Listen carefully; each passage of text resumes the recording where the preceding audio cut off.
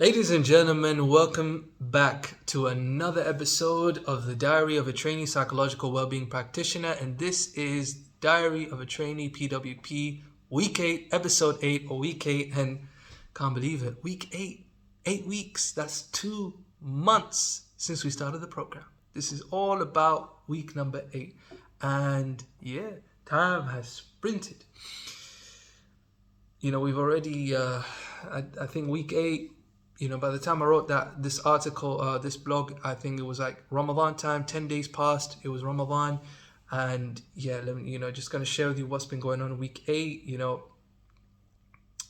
We were looking at the different type. We're looking a bit about anxiety.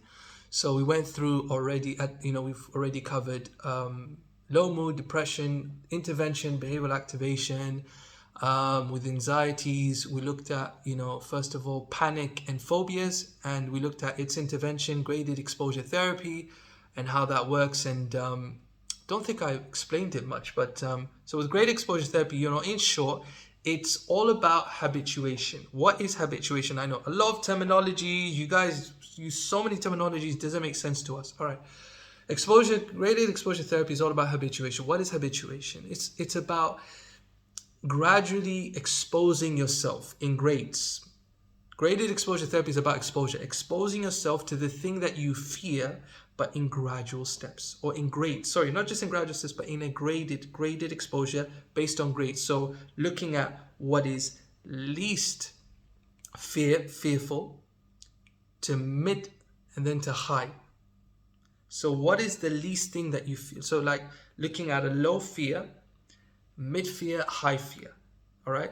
So you have, with panic and phobia, there's a lot of fear, there's anxiety. In order for you to deal with it, you need to expose yourself. Within time, as you expose yourself, you develop the confidence. You develop that ability to actually, reduce your level of anxiety and fear. You do that by exposure. The more you expose yourself, the more the confidence you build and develop. But it has to be not only gradual, it needs to start with the right grading. So you start with the least to the mid and then to the highest. So the least to the mid to the highest, and we have those discussions as to where we're going to start with. What is the least? So we build on that slowly. We build on that. We agree that there's going to be some exposure on that. All right. And we build it. Building that confidence, building your confidence and building your ability to actually gradually progress and improve and to be more emotionally stronger in dealing with those fears and those worries and anxiety. So that's in short what it is. That's graded exposure therapy, and that's what we work on. When it came to this particular week, we were looking more at excessive worry. So symptoms of generalized anxiety disorder. This is about when you're worrying about multiple things, not one specific thing, but you're worried about so many things. And here we actually learned something interesting. 2 types of worry: practical worry, where there are solutions to it, and then there's hypothetical worry, which is the what ifs. So the practical worry, for instance, you're worried about a deadline. I think I mentioned this in previous video, but it's nothing wrong with mentioning it again. You've got deadlines, you've got submissions, you've got things that you need to get done, maybe bills to pay, for example. So these are worries that can worry anyone. But is it practical? Well, can you actually pay for those bills? You need to pay for those bills. If it's possible, if it's something that you can get done, then these are worries, but they're worries that are practical. You just need to get them done. The other type, which is hypothetical, are all the what ifs. Yeah, but what if that happens? What if that happens? Yeah, but what if? It's all the what ifs. Hypothetical. Really can't do much about it. So it's learning how to kind of sort of accept that.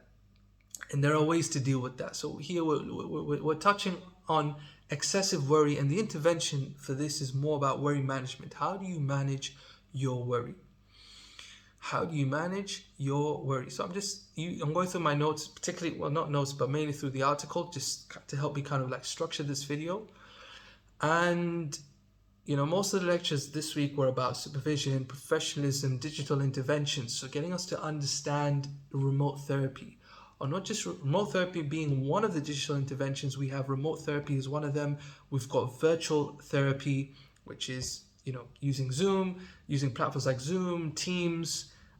You've got now digital interventions such as the computerized cognitive behavior therapy or computerized CBT, CCBT, using a platform. What we use is Silver Cloud, and that is, platforms that help people based on modules.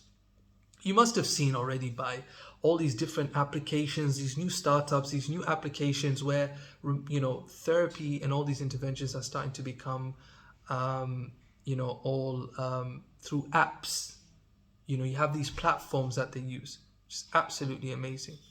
So that was pretty much of that particular week that we went through.